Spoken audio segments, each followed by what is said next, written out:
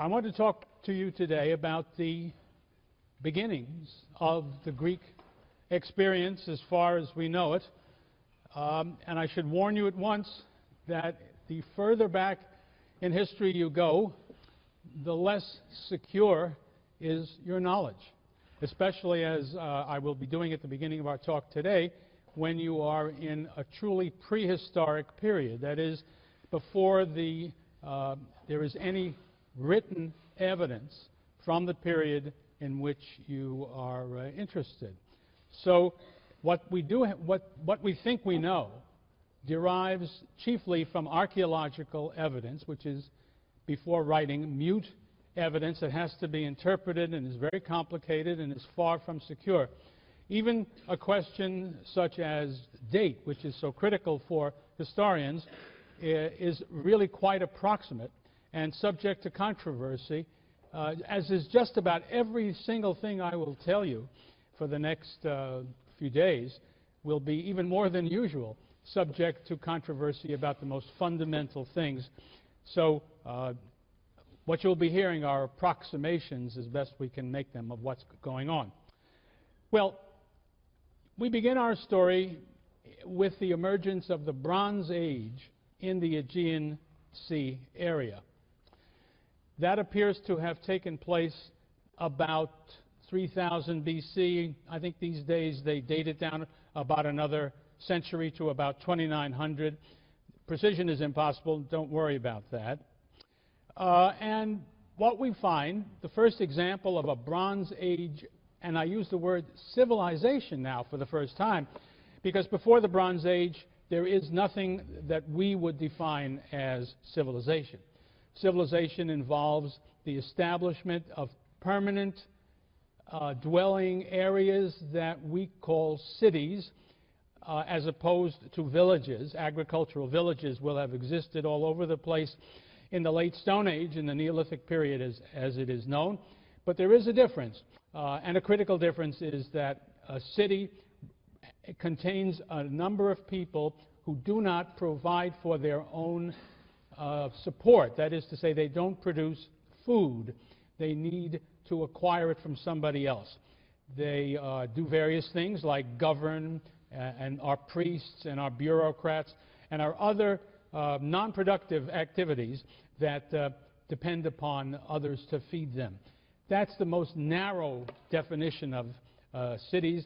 Of course, with cities, we typically find a whole association of cultural characteristics which we deem civilization. Well, that's what we see for the first time in the Aegean area on the island of Crete. That civilization was uncovered by the archaeologists right at the beginning of the 20th century. Sir Arthur Evans, an Englishman, was responsible for the major work that has revealed that civilization. He was captivated by it. At one point, I think he convinced himself that he was a descendant of the kings of that civilization.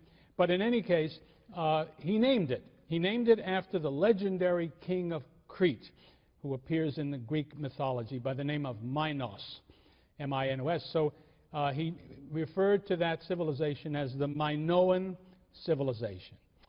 And when we use the word Minoan, we mean the civilization whose home is Crete. It's spread out beyond Crete because the Minoans established what we might want to call an empire in various parts of the Mediterranean. It starts with Crete. It is a Bronze Age culture, and it is the first civilization we know in the area. And what we find in the Minoan civilization, chiefly, I mean the main place we can learn about the civilization from, was the city of Knossos, located on the northern shore of Crete, where a great palace complex was discovered and is available. And by the way, it's an absolutely beautiful site, great tourist site. You can see quite a lot there.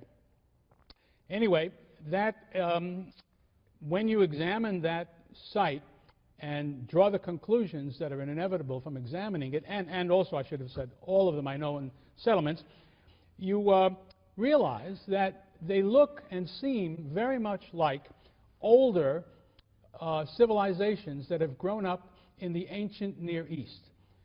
The real sort of typical home of the kinds of things we're talking about is Mesopotamia, modern Iraq, the Tigris-Euphrates Valley, spreading out beyond Iraq and going up into Syria and neighboring places.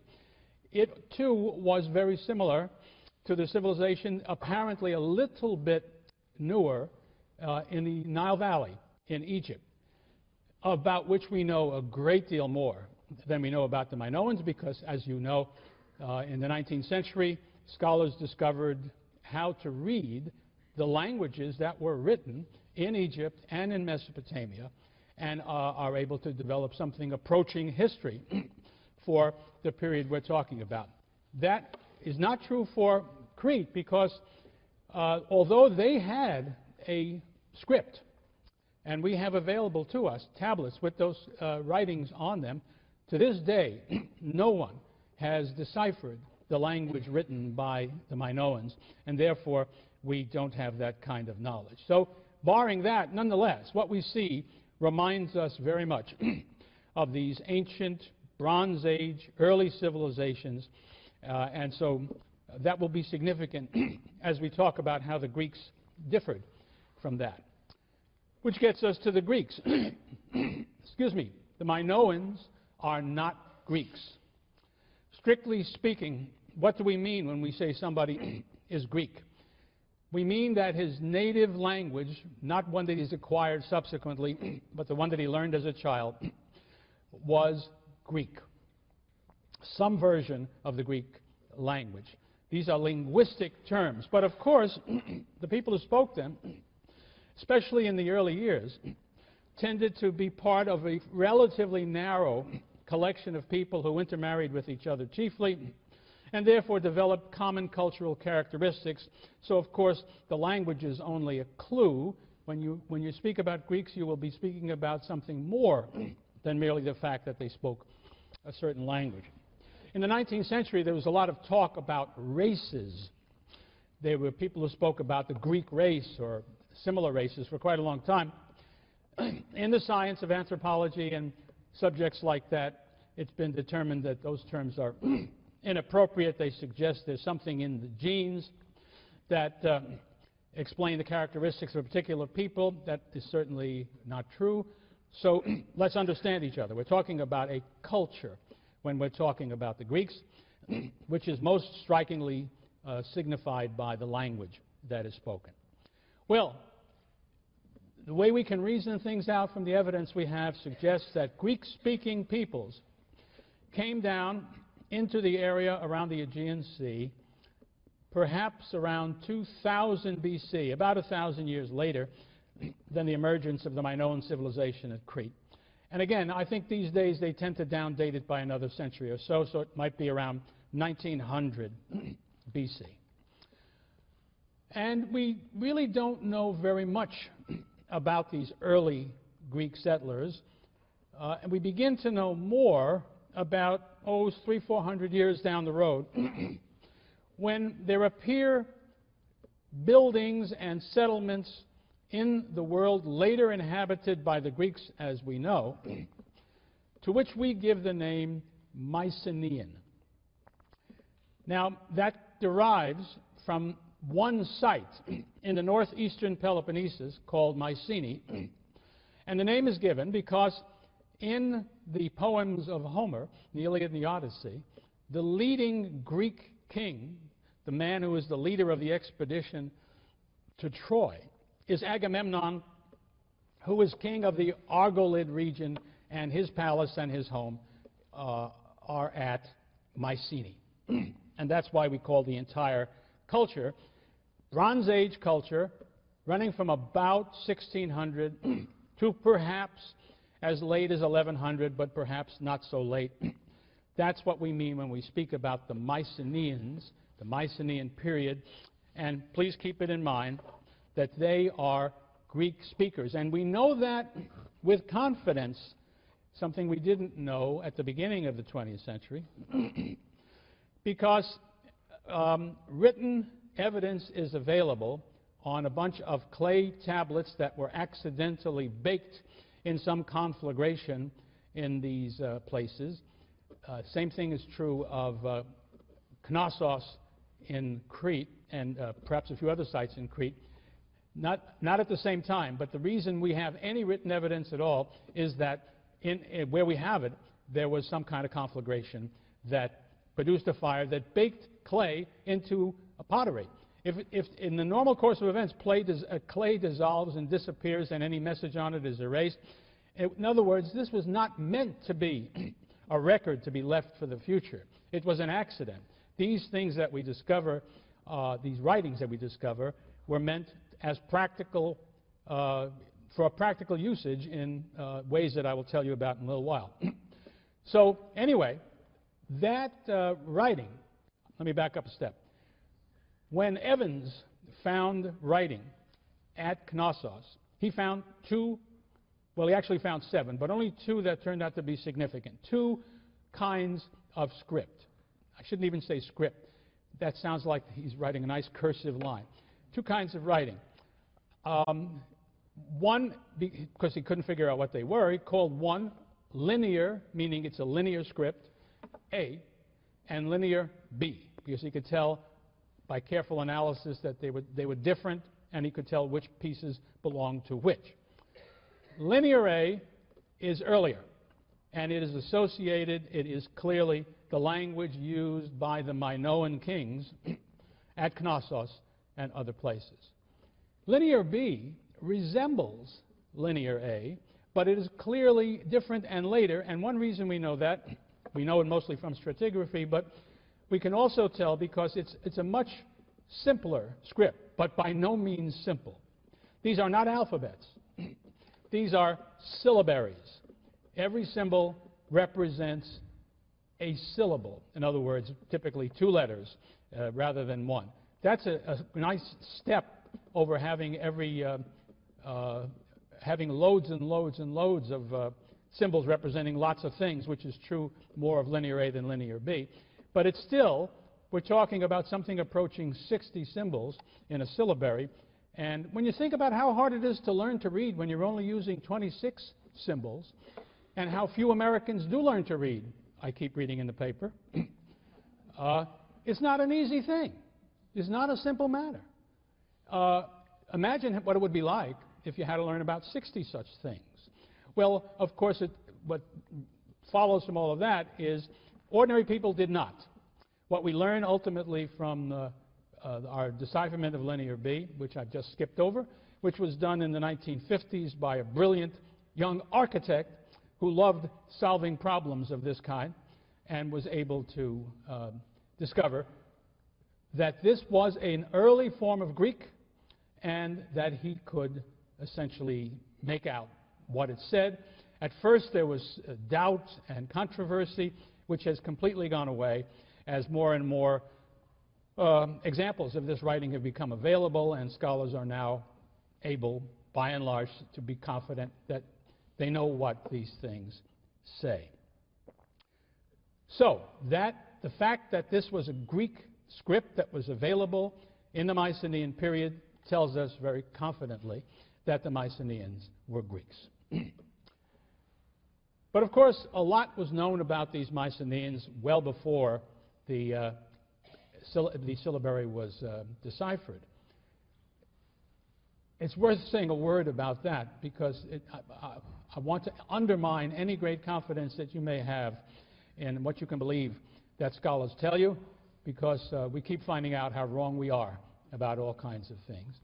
But I would say if you walked into the leading universities in the world, there would probably be German in the 1850s, and you went to the classics people, and you said, well, you know, Homer wrote about these places, Mycenae and other places. Can you tell me where that was? And they said, you silly fellow, that's just stories. That's mythology. That's poetry. There never was an Agamemnon. There never was a Mycenae. There isn't any such thing. And then in 1870, a German businessman by the name of Heinrich Schliemann, who had not had the benefit of a university education and didn't know what a fool and how ignorant he was, believed Homer. And he said he wanted to look for Troy. So he went to where people thought Troy might be, and he began digging there. And before you know it, he discovered a mound filled with cities, which he believed was Troy. And after the usual amount of scholarly debate, there seems to be no doubt that it was the city of Troy. So having succeeded with that, he thought, well, now that I've seen Troy, how about Mycenae? Off he went to the northeast Peloponnesus, to the site where he thought it might be Mycenae from Homer's account, and I wouldn't be telling you this story, and you know the outcome. He found it. It was the excavation of the site of Mycenae, which was soon followed by the excavation of other sites from the same period, that made it possible for people to talk about this culture even before they could read the script. The culture is marked by some of the following features. Let's take Mycenae, which is maybe the best example of the whole culture. Certainly, it's a perfect model for what we're talking about. What you have, to begin with, is a town or a city or a settlement of some kind built on top of a hill. And it's usually intended to be a formidable hill, one not easily accessible to anybody who comes walking along. A place, in other words, that would make a very nice fort, a citadel. And that's indeed what we find at Mycenae. And on that citadel, on that strongly rocky fort or citadel, they built what we now identify as the royal palace, the palace of the king. And that was, I should point out, maybe about 10 miles from the sea. Now, not all Mycenaean sites are so far from the sea. Some of them are closer. But what it's important to say is that none of them are right on the sea. They're always back some few miles. The reason for that, I think, is that the early times in which these civilizations arose saw all kinds of dangers coming, and the swiftest, the least suspected, the one that could come upon you overnight, came from the sea. People who came by land, you would be hearing rumblings about it down the road from villages that were spread out. But if somebody comes in from the sea on a ship, you may find them there in the morning and you don't know what's what. So the idea for security and safety, they built their states far from the sea, but not far. Because, as we shall see, the Mycenaean civilization was a commercial one that relied for its wealth upon trade, and that meant trade by sea more than by land. The citadel is typically, always, surrounded by farmland. And that is, of course, you cannot live in ancient society if you are not surrounded by farmland, because the food that comes from the soil is essential for life, and you can't count on trade to provide it to you with any security. Later on, when times are more secure, there's trade for grain as well as for everything else. But when you're settling a place in the first place, you can't rely on somebody bringing it to you. You're going to have your own people working it and bringing it up to you themselves. So the citadel and the farmland surrounding it make up fundamentally the unit which is the Mycenaean kingdom. Well, the first thing that Schliemann found when he dug at Mycenae was this remarkable circle of graves, which were shafts dug straight down into the soil, and they are referred to this day technically as shaft graves. And then in other places not very far from that main hill, they found even more remarkable burials, what we call beehive tombs. Just imagine a huge beehive in which, let's say, the center of the inside of that might be as much as 50 feet high or more. And these were built of extraordinarily huge, heavy stones. and very well worked, too. And here's the marvelous thing. The reason he had to uncover it was that these beehive tombs, like everything else, were buried. And this wasn't just the result of centuries of neglect. It is clear that they were built in order to be buried. That is to say, it was some kind of a big religious thing going on here where the king, it was obviously a royal thing because the cost of it was so enormous, nobody else could afford a tomb of that kind. So that here was a royal tomb closed forever and yet built at a fantastic expense and enormous kind of labor. And the same is true in a general way of what we find in the royal palace up on top of the hill at Mycenae. And so what is perfectly clear is the people who ruled these places were enormously powerful, at least locally, and wealthy. Because even if you imagine that slaves did the work, you would need a hell of a lot of them over a long period of time, and you had to feed them, if nothing else. So that we are talking about a wealthy group. And of course, the other thing that struck Schliemann almost amazingly was that in the circle of graves that we've been talking about, he found all kinds of precious things buried.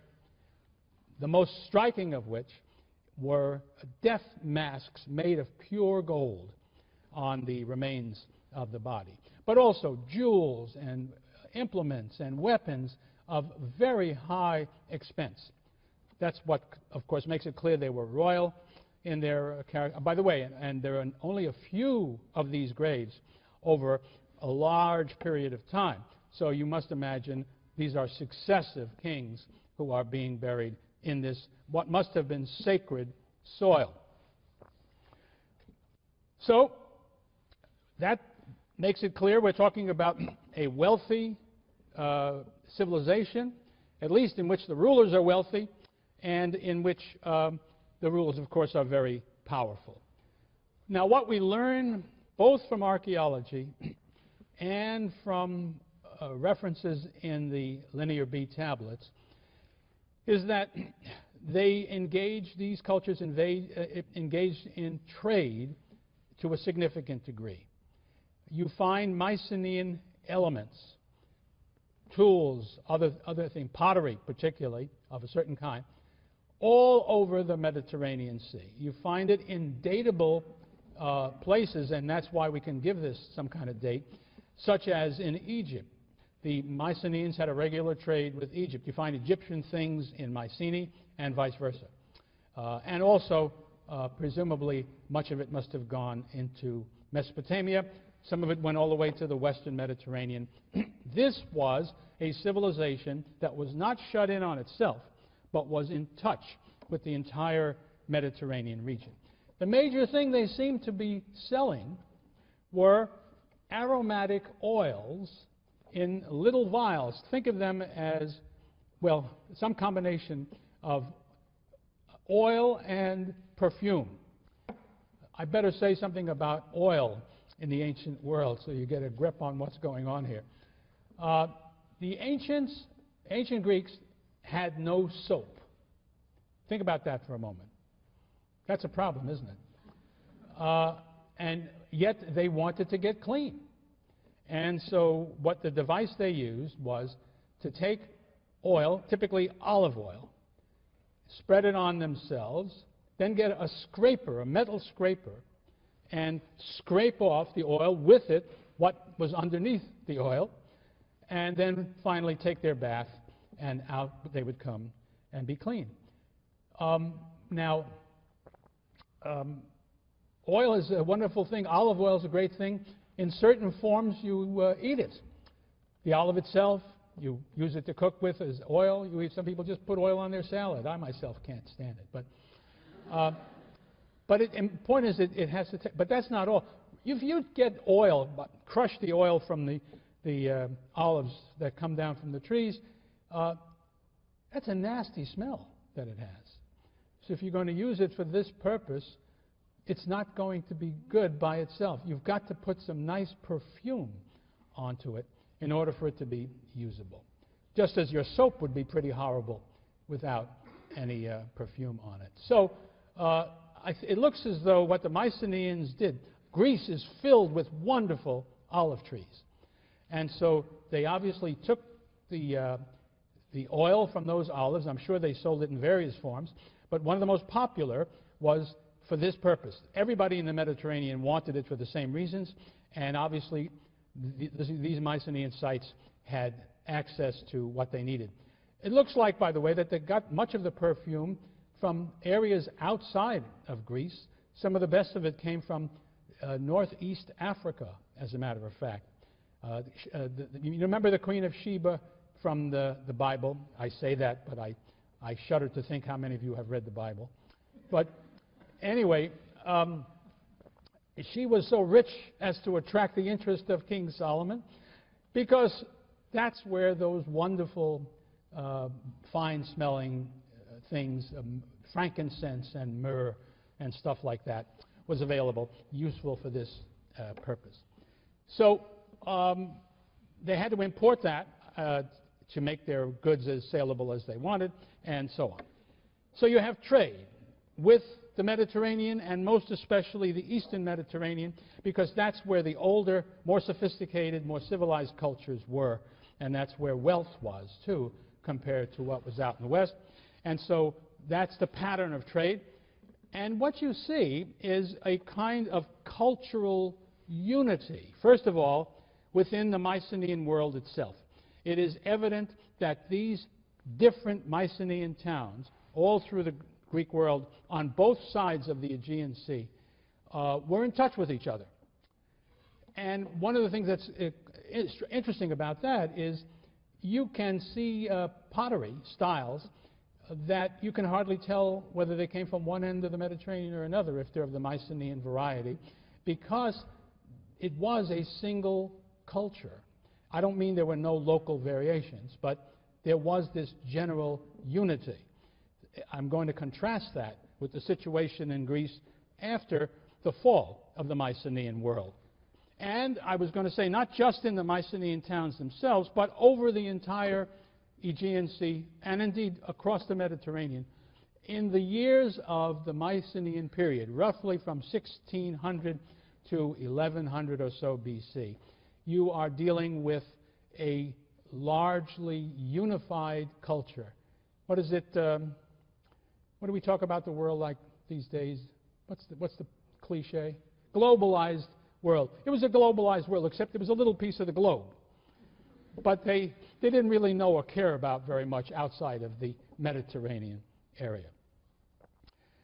Now, in the respects that I have spelled out, I mean chiefly the fact that they were engaged in commerce and industry, too, to some degree, and that they were trading peoples, and that they were in touch with one another, and so on. They were already similar to the civilizations that came before them in the ancient Mediterranean Near East.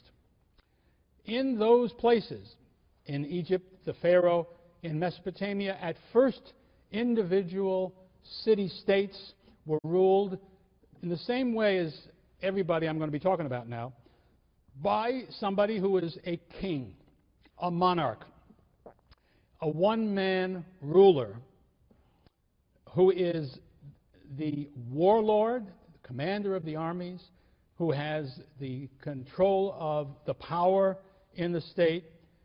But more than that, all the economic activity that we find in, and our best example of what I'm about to say, is in Mesopotamia, in the cities of the Tigris-Euphrates Valley.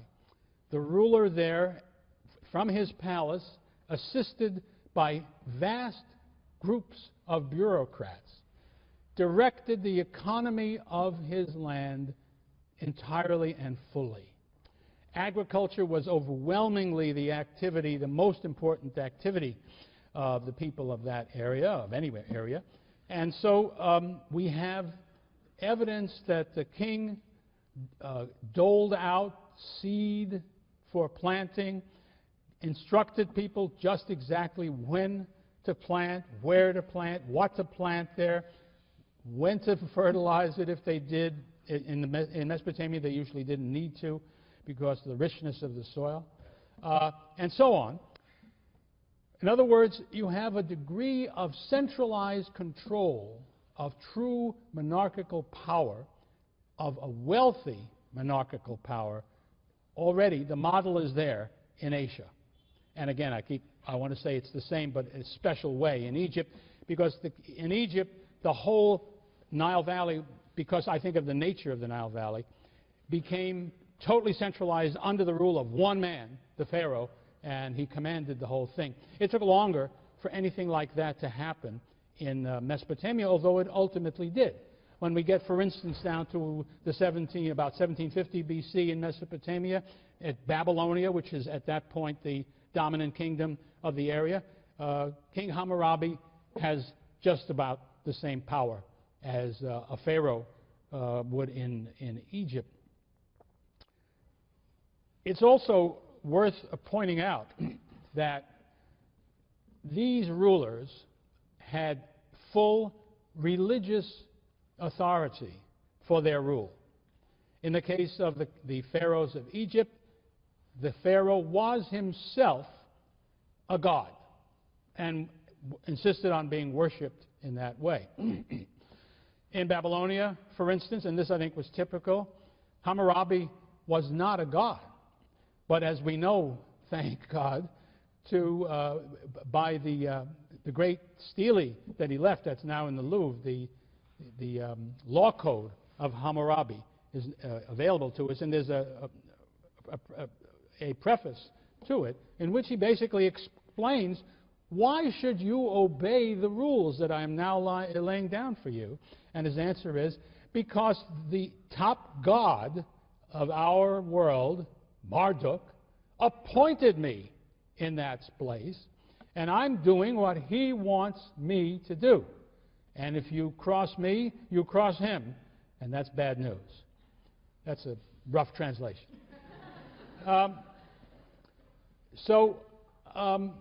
This is very important. You have a full monarchy in the sense that both we in America talk about the separation of church and state. That is a very rare and unusual thing in the history of the world. The normal situation in cultures pre-civilized and civilized as well is for there to be a unity between religious things and non-religious things, and all of that to be ruled by a single individual who is the monarch of that territory with religious sanction as well as through his power and through the legitimacy of his descent. That's the normal human way of living. You should always be aware, I think, about how peculiar we are. We are the oddballs in the history of the human race, and anybody who follows our pattern. And it's important to realize that, because there's nothing inevitable about the development that has come about to be characteristic of the world. And when we find people challenging it, I think they have the bulk of time and human experience on their side when they say, you guys got it wrong. So, let me say something about the nature of the society and economy that we find in the Mycenaean world, revealed both by the archaeology and by what we learn in the records provided by Linear B. The remains and records of these strongholds make it clear that the political organization was an imitation of Oriental monarchy. The sovereign at Mycenae, rather, and at Pylos, another important site for the period, and at Thebes, which was another one, was somebody that the tablets refer to as the Wanax. And that is the same as a later Greek word which drops the W at the beginning, anax. And as we shall see, that word in later times means some powerful individual. But it doesn't mean what it means here, the boss, the single monarchical controller of everything. He held a royal domain that belonged directly to him, which was very significant in size and wealth. He appointed bureaucratic officials. He commanded royal servants, and he recorded royal goods, which, by the way, most of the tablets are inventories, lists of things that exist in the palace that belong to the king. There are other things that have to do with instructions that the king is sending out to people from the palace. There is no reference in any of the tablets. I don't know how much we can make of that because the tablets limit themselves to such limited kind of thing that maybe it doesn't prove anything, but in this case I think it does. There is no reference to law. There is no reference to some objective or anything other than the king himself in the administration of justice. One scholar says it is natural to infer that the king, all-powerful controller of the all-seeing bureaucracy, possessed supreme authority also in the region of lawmaking and law enforcement. An omnipresent bureaucracy with its detailed and all-encompassing records gives the clearest picture of the power exercised by the centralized monarchs of the Mycenaean age. The records discovered at Pylos here are particularly interesting. They cover only one part of a year, and yet they carry details of thousands of transactions in hundreds of places. These files, as we might call them, are both sweepingly inclusive and penetratingly minute. For instance, bronze is allocated to different places for the manufacture of arrowheads or swords, with a note telling how many smiths in each place are active and how many are not. Cretan sheep are enumerated to the amount of 20,000, sorry, that's not right, I don't want to get this wrong, 25,051. And we learned that in a Cretan village, 2 nurses, 1 girl, and 1 boy are employed. We are told how much linen is expected from a place called Rion. What is the acreage of the estate of a man called Electruon, and what a guy named Dunius owes the palace? The answer is 2,200 liters of barley, 526 of olives, 468 of wine, I hope you're remembering all this, 15 rams, 1 fat hog, 1 cow, and 2 bulls. We even learned the names of 2 oxen owned by Terzaro, Glossy and Blackie. The records make it perfectly clear that the kingdom of Pylos and Knossos, the kingdoms, were bureaucratic monarchies of a type unexpected in Greece, but in many ways similar to some contemporary and earlier kingdoms in the Eastern Mediterranean. It is very unlike anything we associate with the Greeks or anything that ever again existed in the Greek world. And that's really the point I want to make. This, although these people are Greeks, are ruling a culture which is thoroughly different from the one we will be studying for the bulk of the semester. So like the eastern states, you have a powerful ruler who's a warlord, there's a palace economy, there is a script, there is a bureaucracy, and there is collectivized agriculture under the central control of the economy. That economy and that society go forward and flourishes for, as I say, about 400 years, maybe perhaps about 400 years. And then a bunch of terrible things obviously begin to happen that shake the security of this society and ultimately bring it down. Roughly speaking, about 1200 BC, we hear of general attacks that are going on around the Mediterranean against the various civilizations of which we know.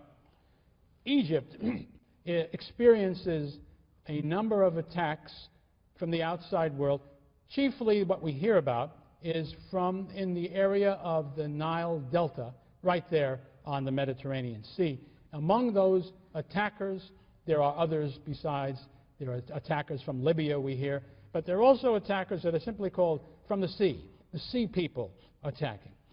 At roughly the same time, the dominant empire in Asia Minor, Anatolia, is that run by a people called the Hittites, who have been there for hundreds of years in security and are now suffering assault. We know that because they also have a writing which we can read, and it speaks of it, as well as the archaeological remains that show destruction. Similarly, attacks are going on against the kingdoms of Syria and of Palestine, which it's always hard to know what that piece of land should be called at any particular moment. But I call it Palestine because one of the sea peoples that attacked the Nile in around 1200 in Egypt are called the Peleset, and most scholars suggest that that is the same name as came to be the name for this region when they ruled it, called Palestine. And you will remember that when the Bible talks about this, it refers to a people called the Philistines. These are thought to be all the same people. So since they ruled it until, what's his name, Samson took them out with the jawbone of an ass, I think it's proper to call it Palestine at that moment. Cyprus, likewise, suffers from these attacks. And so far west as Italy and Sicily are under attack. Something is going on. The question, of course, is what. Scholars have disagreed and continue to disagree because the evidence simply will not permit any confident answer. But I ought to just mention a few of the theories that have been tossed around, a few among many, many, many. One that seems to be in fashion these days, although you never know how long the fashion lasts, is internal uprisings. That somehow these monarchical areas, when life got tough, the people must have risen up against them. I think this reflects hopeful Marxist wish fulfillment rather than any reality. But it's not entirely. Well, that's not what poor people have done in history. If you look at revolutions, revolutions come typically when things are getting better and the people don't like the fact that they don't have more than they already have. But in any case, that's one theory. Earlier theories, it's wonderful to have scientific theories that you can use to handle these problems which you cannot demonstrate any facts for whatsoever. I'm being a bit strong, but not too much. The one theory made some investigations of earth spores, hoping to find, what do you call that stuff that floats around and makes you sneeze? Pollen. Yeah. And behind that, as a result, they said there were droughts in these areas throughout that period, and that caused tremendous unhappiness and discontent. Other people have suggested climatic shift. I keep waiting for somebody, I think the time is right for somebody to come up with a theory and explain it by global warming. Also, we know that the island in the middle of the Aegean Sea called Thera blew up in the most enormous kind of an explosion at some point back there in prehistoric days. And one theory is it was the explosion on Thera that caused so much climatic trouble that it can explain what went on here. The trouble is you just don't know when that explosion took place. And since there are several periods in this general area that we're talking about now in which something big happens, some great change takes place, it turns out different people want to have their explosion at different times. It's like a movable feast. You put your explosion where you need it at any particular moment. I am making light of it, and I think it's somewhat justified because the evidence is just so scanty. I think it's fun to play the game these guys do, but we shouldn't take it too seriously. Now, let's go back to a theory which has at least got the virtue of being very old, although hardly anybody believes it anymore. That is the theory that what happened in the Mycenaean world, let's forget what was happening elsewhere, was the result of a movement of tribes, of ethnic groups who were outside the Mediterranean region, say at the beginning of this period, and say in 1600, but who press into it. Usually the picture is that they are coming from the north or the northeast and pressing down into it. I have to believe that whoever came up with that theory for the first time was aided in coming to it by thinking about the end of the Roman Empire, when something precisely like that did happen. These Germanic and other tribes who were largely located north and northeast of Europe came down, I should say not only Europe, of the Roman Empire, came down and ultimately destroyed it by invasion. And even, of course, there are more theories about the fall of the Roman Empire than there are about the fall of the Mycenaean world. But anyway, connected to all of this was a very interesting Greek myth, which speaks about the return of the Heraclidae. They are the sons of the mythical hero Heracles, who was a Peloponnesian figure. And the story goes that the sons of Heracles were expelled from the Peloponnesus and then promised that they would come back 100 years later and conquer it. And so they did come back 100 years later and conquer it. And since this is the link that explains the old story, since in historical Greek times, let us say the 5th century BC, the people who inhabited the Peloponnesus were mainly speakers of the Greek dialect called Doric. It was thought that Heracles' sons and Heracles, being Peloponnesians, no doubt spoke Doric too, and so this was referred to as, by scholars in the 19th century, not by the ancient Greeks, as a Dorian invasion. In other words, another kind of Greek. The Greeks who lived in the area before the fall of the Mycenaean world, what were they called? Well, Homer gives us several names for them. 3 stick out for me. The most common and the most widely used was Achaeans. Another one is Danaans. And a third one is Argives. Argives comes from the fact that they rule over the land of Argos in Greece. Now, the one that has some clout historically is Achaeans, because in the records of the Hittite kings, there are references to people, I'm trying to think, I think they are called, I want to get this right, but I don't remember whether this is the Egyptian or the, something like Achai Washa, unless that's the Egyptian form. Anyway, they are called by names that sound something like that. One among the Hittites, one among the Egyptians.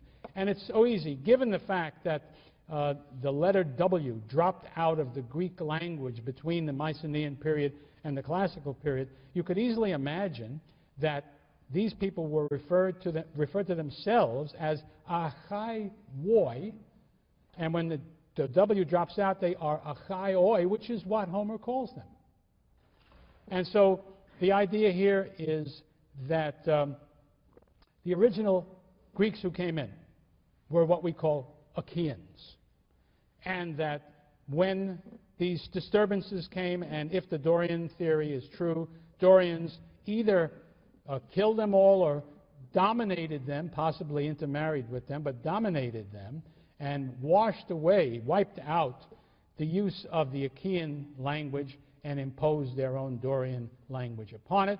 And supporting such an idea, among other things, is that if you go to the mountains in the center of the Peloponnesus, where it's awfully hard to get to, there is a region called, well, actually beyond those mountains on the northern shore, is a place called Achaia, where the people are Achaeans.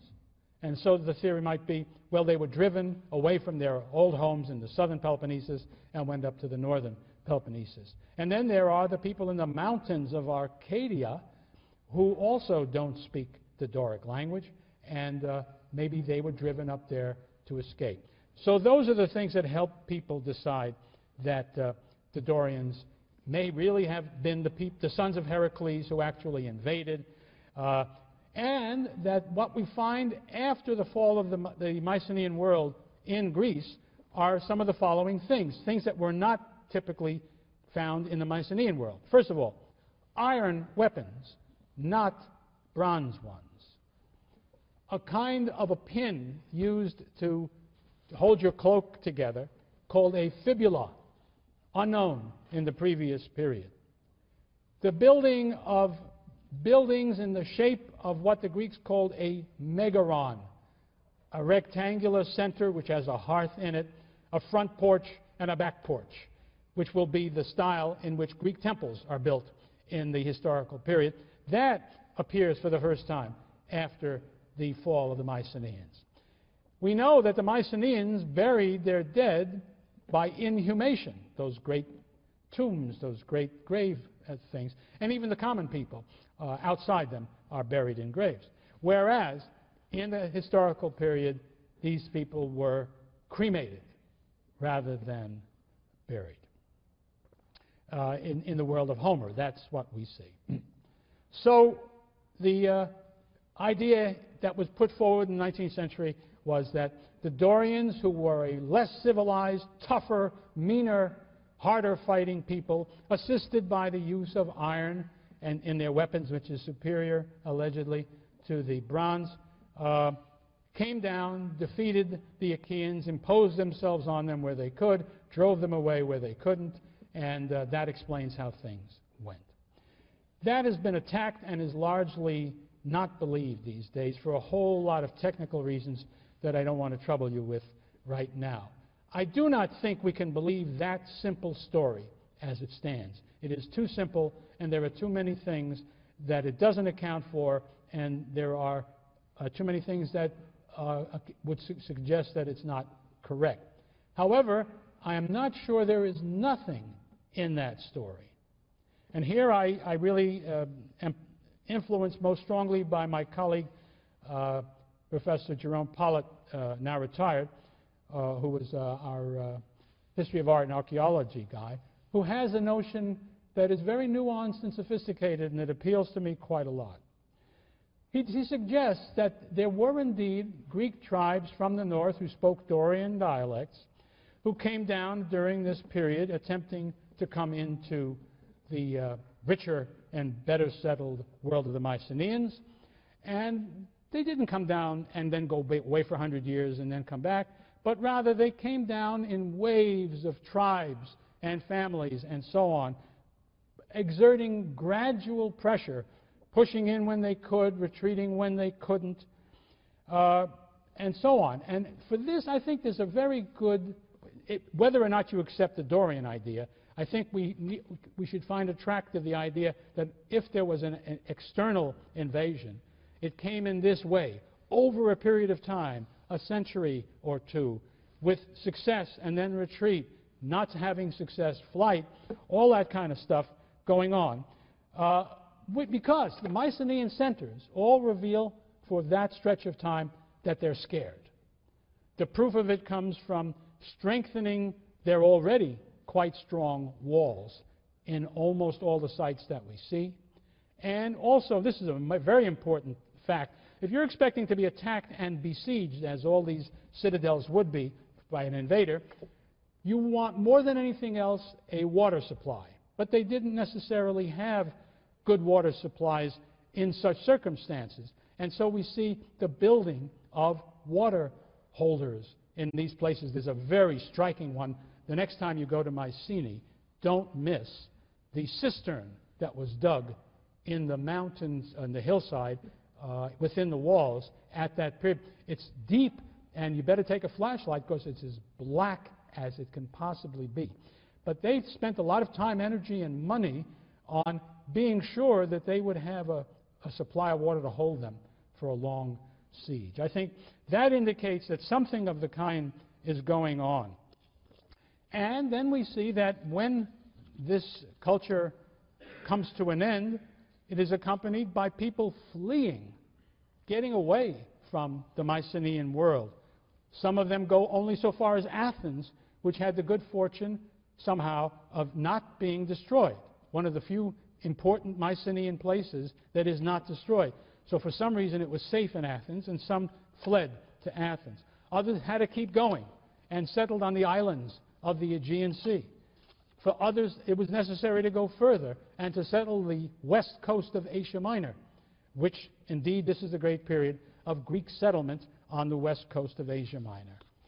And then it looks like there came a moment where there was a final blow, where whatever was attempting to overthrow these cities and this civilization succeeded. Not the same in every place.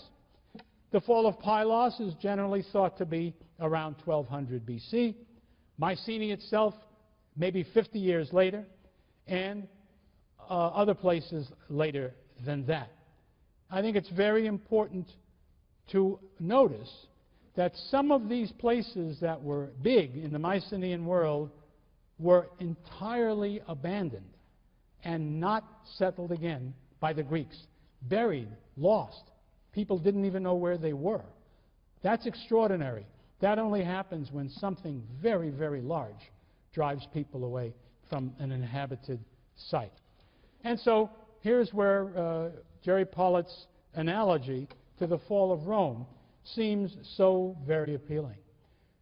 That is more or less what did happen in the Roman world, and I don't see anything that suggested it couldn't happen in the Greek world at the time we're talking about. I'm trying to figure out, we quit when? 10 to 1, right? Right? Yeah. Okay. Now, I suppose the most important aspect of all of this for our purposes are the results of all of this, and they were tremendous. You have the destruction completely of the Mycenaean Bronze Age culture. Greece never sees anything like it again. This is not the way it was in the ancient Near East. This is not the way it was in Egypt. There you see continuity for a very, very long time. The Greek world has this tremendous discontinuity. It's like the door slams, and you've got to go into a new room. Among the things that are lost for a long time, there is writing. There is no writing in Greece from, let us say, 1100 or so on, until the middle of the 8th century BC, rough date, 750. And then the writing that they do have is completely unrelated to the writing that was lost. They get it from a different place. The letters, the design of the writing comes, in fact, from Asia, probably from, almost certainly from Phoenicia, the land that is now called Lebanon. And the language that was for that script was a Semitic language. Hebrew is close to what's going on there. But they don't take the language. They borrow the characters from what had been already something quite close to an alphabet, and had only a relatively small number. I forget the exact number of the ones in the Semitic alphabet, but we're talking about roughly 25. I mean, you're into the ball game for an alphabet such as ours. The Greeks borrow that with typical Greek innovation. They do the big step of inventing vowels, so that now you don't have to remember anything. You can read every sound that is made, and they produce their alphabet. But their alphabet has got nothing to do with Mycenae. This is a new thing altogether. The Greeks are totally illiterate from around 1100 to 750. Another characteristic of these years between, which scholars refer to as the Dark Ages, just as they do the years after the fall of the Roman Empire. Dark for two reasons. Dark in the most obvious way because we don't have any writing, no record of them. We can't see. It's dark. The other, dark in the sense of gloomy, not good, bad. This is a hard time, a poor time, a wretched time, miserable time. These are dark times. So that's what is meant by the term Dark Ages, and that's what does follow the fall of the Mycenaean world. Part of the story is that that old connection that the Mycenaean world had with the Mediterranean in general, most particularly with the East, stops. We don't find in the excavations we make of Greek towns in the Dark Ages, we don't find implements, jewels, goodies, anything from Egypt or Mesopotamia or anything like that. It is clear, and nor, by the way, do you find Greek things in those places. The Greeks are isolated during this period. Of course, everything I'm saying is somewhat exaggerated. I'm sure there must have been individual exceptions to everything. But we're talking about the overwhelming reality. And not only are the Greeks as a whole cut off from the rest of the world, but Greece itself, which used to be an area of easy exchange where people could go from one place to the other and did, localism now comes into the picture. The unity is broken. It's again like, I hope you know something about the early Middle Ages, where places were simply cut off one from the other, and there were no roads kept or made, and just going from one village to another was a strange and dangerous thing because nobody was in charge. Things were completely out of control. That's the way things clearly were in the Greek world. For instance, you can see pottery, which used to have this, remember, this largely unitary quality.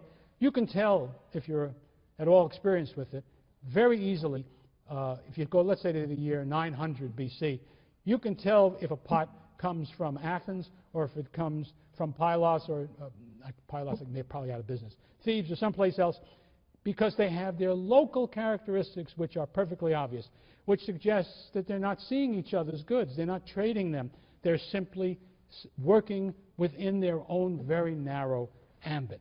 That's the kind of a world that is being created. Something less easy to say confidently, but probably clear, I think, is the whole legacy of Mycenaean culture is really lost. Not fully, though. There is always something that we call folk memory that has a recollection of the distant past, which may have truth to it, but may not, or may have only an element of truth to it, and it's always very hard. What comes back in this form is usually what we call legend, and anybody who rejects legend across the board as simply being invention is just dead wrong. Anybody who tries to use it as an accurate account of what really happened is no less wrong. Someplace in the middle is where the truth is, and it's hard to find. But in any case, what we find are a number of units in the Greek world. Call them towns for the sake of argument. It sounds too urban, but call them that. Small, that means to say small in extent, few people, because the population surely went down since the capacity to grow food, to distribute it, that whole system that depended on the existence of a central palace and a strong king running everything, running production, running distribution, it's gone. And you know, that doesn't come back. When that's destroyed, you're in terrible shape. So the population surely dropped, and all the evidence we have supports that. So what you have are these small, poor, weak units, and that's a miserable situation. And now they have no choice. They cannot rely, as human beings typically do, on just doing what your parents did, just inheriting a tradition that functions, that works, that keeps you going. They couldn't do it. The survivors had to figure out a new way to do things, and they didn't do anything new in a hurry. This all came hard and at the cost, I'm sure, of a lot of human life and a lot of misery. But what comes out of it is something different. Now, I jumped, though. We do know that certain memories lasted. The Greeks always thought there was an earlier age, the Greeks of the classical period, always thought there was an earlier age that was much better than the age in which they lived. An age in which men were heroes. They were bigger, they were stronger, they were tougher, they were faster, they were more beautiful, they lived longer. Those were the great old days. And then there's us, we poor miserable wretches. That's the picture that the Greeks carried with them. The legends, just stories from generation to generation, changed, molded, but nonetheless retaining certain elements of the earlier tradition. And then, finally, we have to believe, but there's no escaping it, I think, that there was another thing that provided for memory, something we call the epic tradition. When we get to Homer, we will find a highly developed epic poetry. And once we come to grips with the fact that it was orally composed and recollected poetry, then you get some idea of the length of time that must have been involved in the creating of it. And once, we'll turn to this when we get to the Homeric issues, once you realize that there are clearly accurate depictions of aspects of the Mycenaean world that show up in those poems, which appear to have been written down for the first time, perhaps around 750 BC or so, then you must realize there had to be an epic tradition, a poetic tradition of the same kind, that goes back all the way to the Mycenaean period. And I think we must remember that there were people creating and repeating and working out and changing a poetic tradition that started in the Mycenaean world and lasted for the rest of Greek history. Now, the legacy from the Mycenaeans to Greek civilization later is very limited. But what there is very important. And no part of it is more important than the Homeric poems themselves. But if we look at the society that emerges, this Dark Age society that emerges from the ancient world of Mycenae, what you have is a rare human experience, the creation almost of a clean slate. Even more so, I would argue, than the disruption that came after the fall of Rome, because there's one big difference. The fall of Rome did not destroy one of the most important, tenacious, and significant aspects of the old culture, the Roman Catholic Church, which remained and became a central fact for the new culture. There's nothing like that in the Mycenaean world.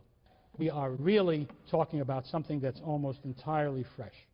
The Greeks had no choice but to try to find their own way, uninfluenced, as Mycenae was influenced by Mesopotamia and Egypt, uninfluenced by anything, starting from the lowest possible place and having to make a living and to go forward and to shape a world which was their own because there wasn't anything else to guide them.